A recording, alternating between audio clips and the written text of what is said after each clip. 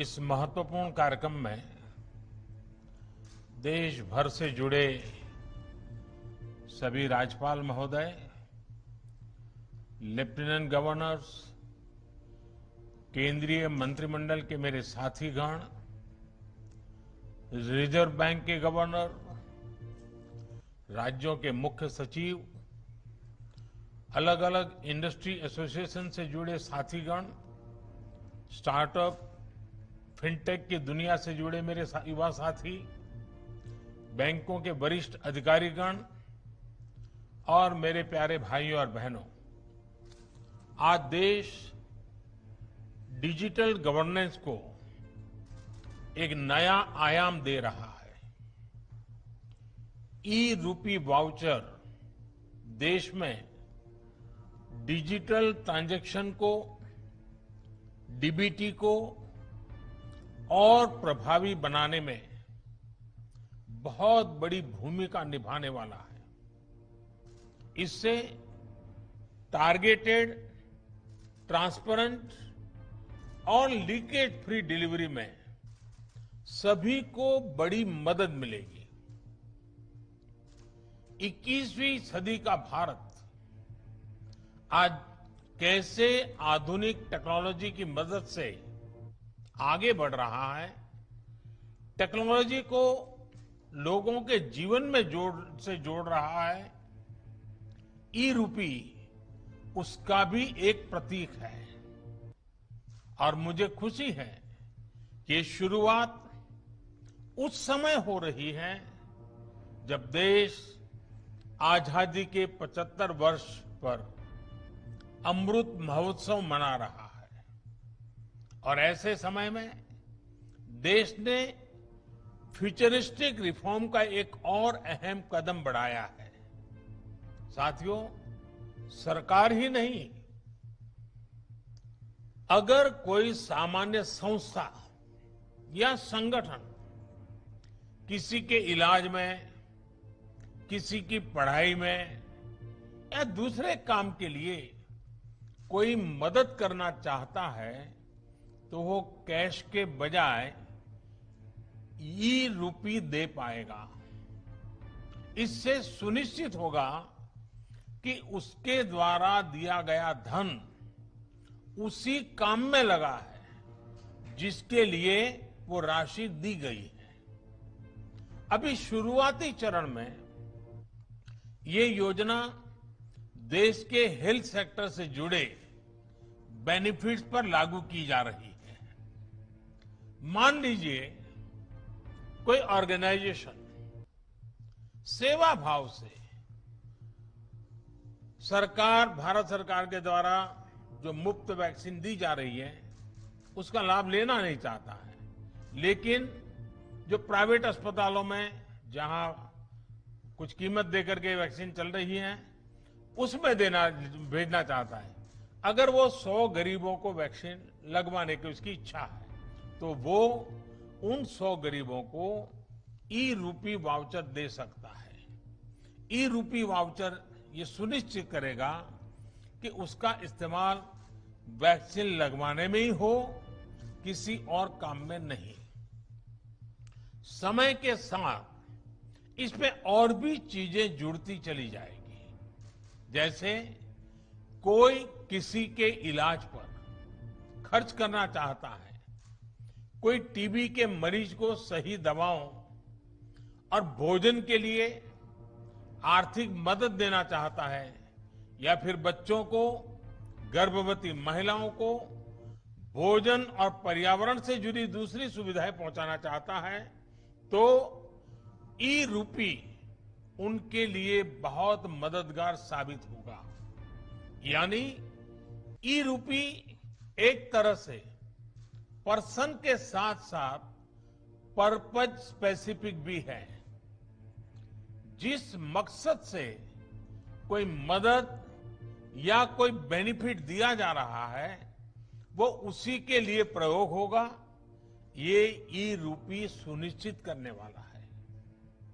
कोई अब अगर चाहेगा कि वो वृद्धाश्रम में 20 नए बेड लगवाना चाहता है तो ई रूपी वाउचर उसकी मदद करेगा। कोई किसी क्षेत्र में 50 गरीबों के लिए भोजन की व्यवस्था करना चाहता है तो ई रूपी वाउचर उसकी मदद करेगा। अगर कोई गौशाला में चारे की व्यवस्था करना चाहता है तो ई रूपी वाउचर उसकी भी मदद करेगा। इसे अगर राष्ट्रीय परिप्रेक्ष्य में देखें तो अगर सरकार द्वारा किताबों के लिए पैसा भेजा गया है तो ई रूपी ये सुनिश्चित करेगा कि किताबें ही खरीदी जाएं। अगर यूनिफॉर्म के लिए पैसा भेजा है तो उससे यूनिफॉर्म ही खरीदी जाए। अगर सब्सिडाइज खाद के लिए मदद की है तो वो खाद खरीदने के लिए ही काम आए।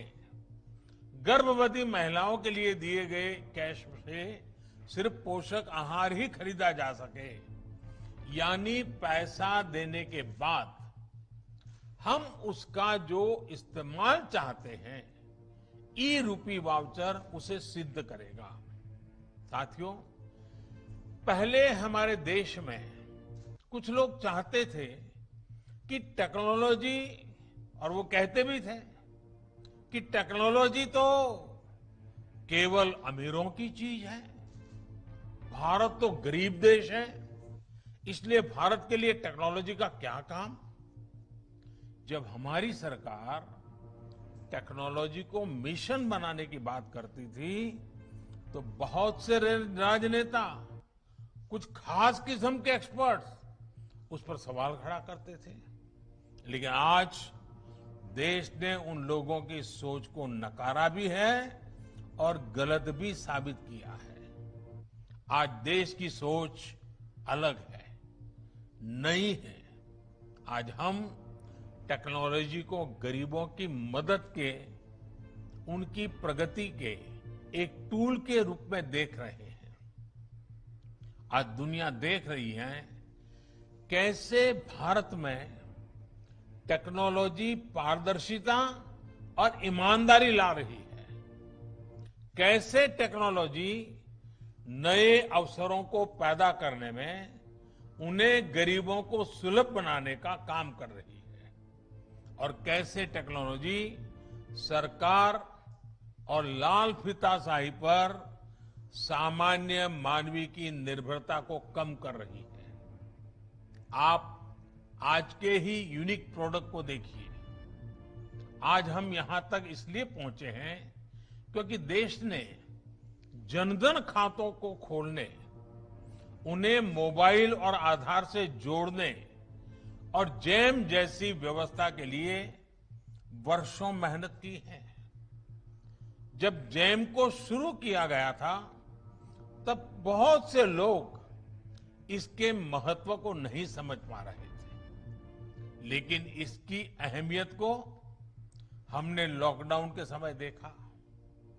जब दुनिया के बड़े बड़े देश परेशान थे कि लॉकडाउन में कैसे अपने गरीबों की मदद करें, लेकिन भारत के पास एक पूरी व्यवस्था तैयार थी।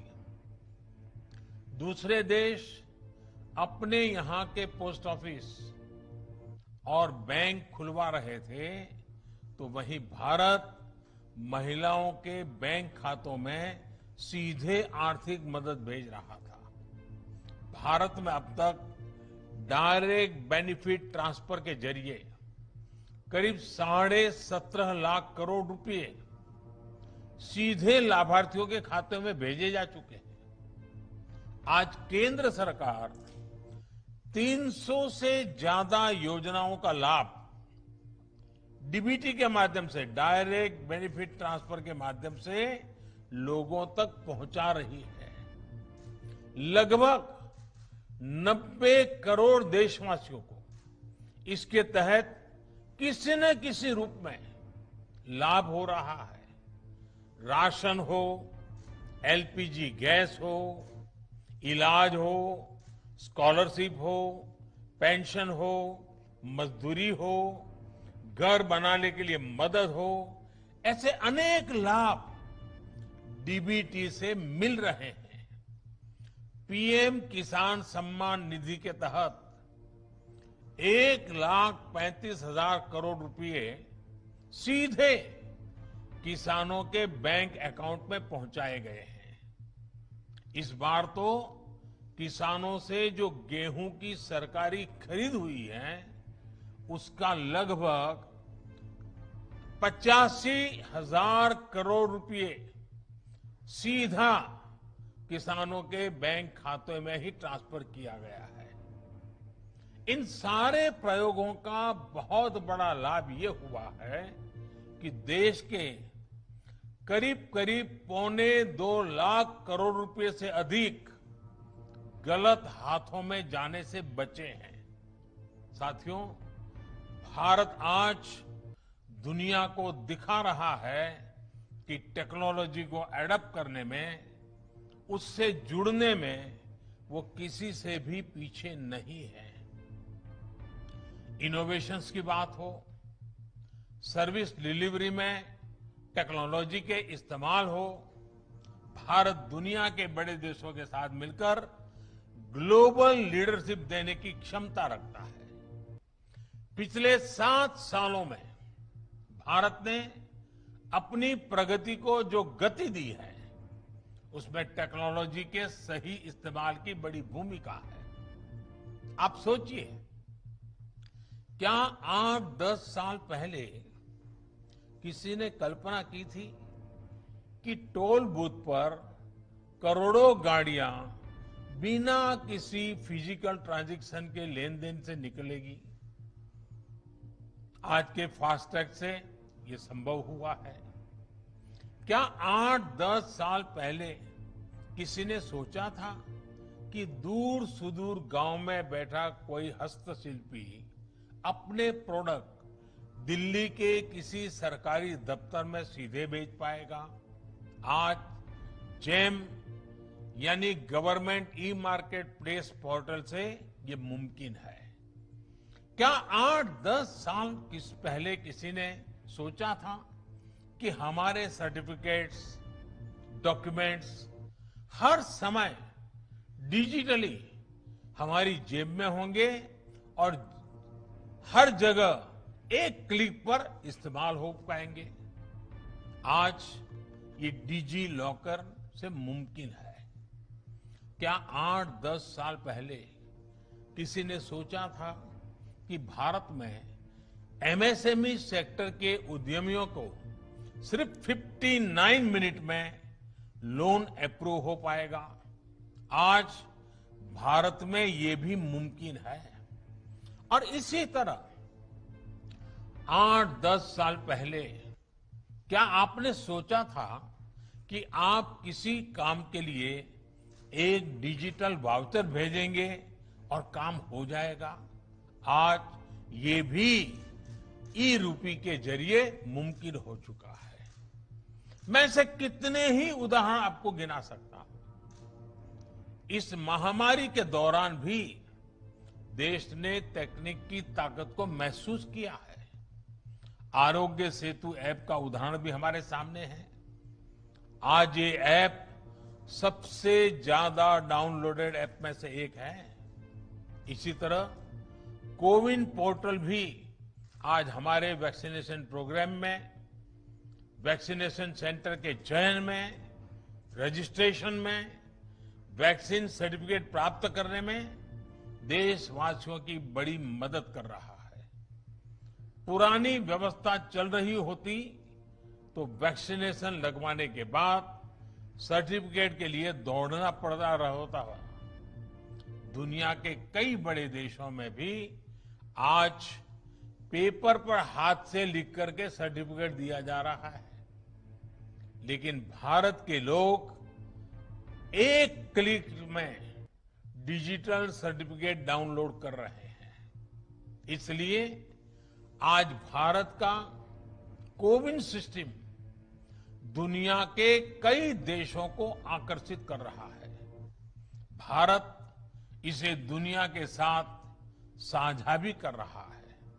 साथियों, मुझे याद है कि 4 साल पहले जब भीम ऐप लॉन्च किया गया था, तब मैंने कहा था कि वो दिन दूर नहीं जब अधिकांश बिजनेस ट्रांजैक्शन नोट और सिक्कों के बजाय डिजिटली होंगे।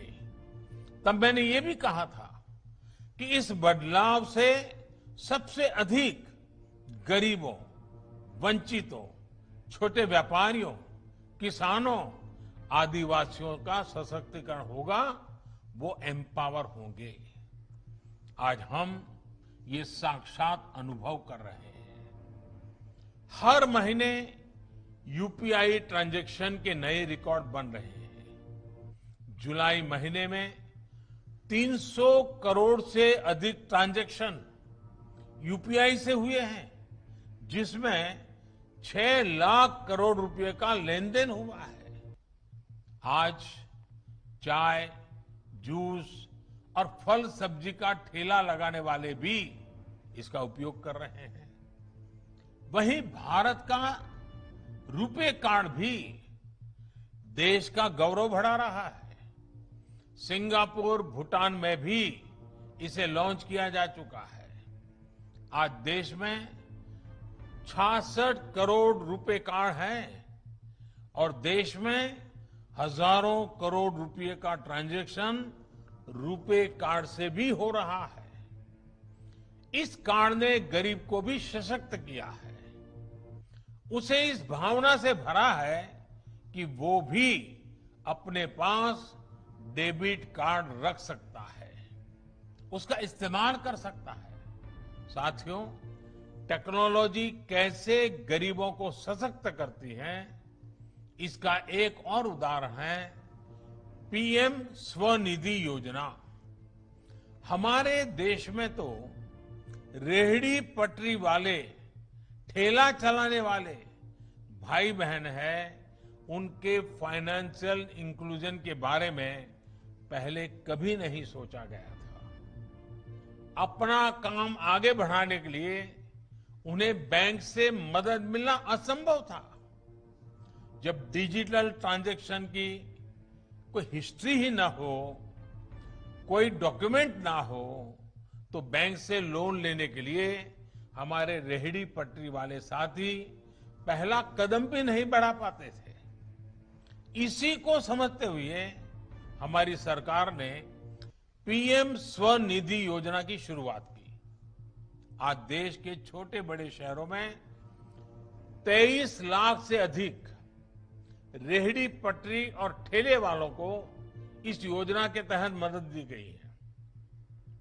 इसी कोरोना काल में करीब करीब 2300 करोड़ रुपए उन्हें दिए गए हैं। ये गरीब साथी अब डिजिटल ट्रांजैक्शन कर रहे हैं और अपना लोन चुका रहे हैं।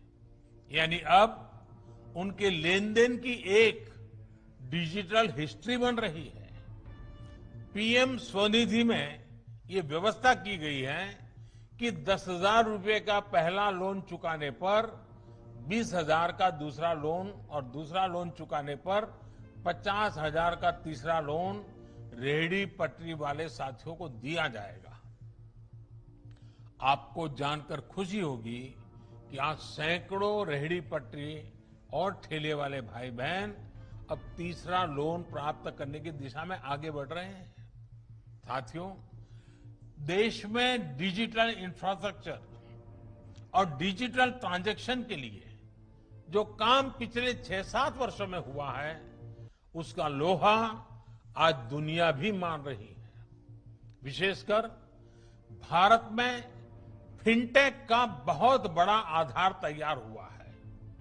ऐसा आधार तो बड़े बड़े देशों में भी नहीं है। देशवासियों का पॉजिटिव माइंडसेट फिनटेक सॉल्यूशन को एडॉप्ट करने की उनकी क्षमता भी असीम है। इसलिए ये आज भारत के युवाओं, भारत के स्टार्टअप इकोसिस्टम के लिए भी बेहतरीन मौका है। भारत के स्टार्टअप्स के लिए फिनटेक में अनेकों संभावनाएं हैं। साथियों, मुझे विश्वास है कि ई रूपी वाउचर भी सफलता के नए अध्याय लिखेगा। इसमें हमारे बैंकों और हमारे पेमेंट गेटवे का बहुत बड़ा रोल है।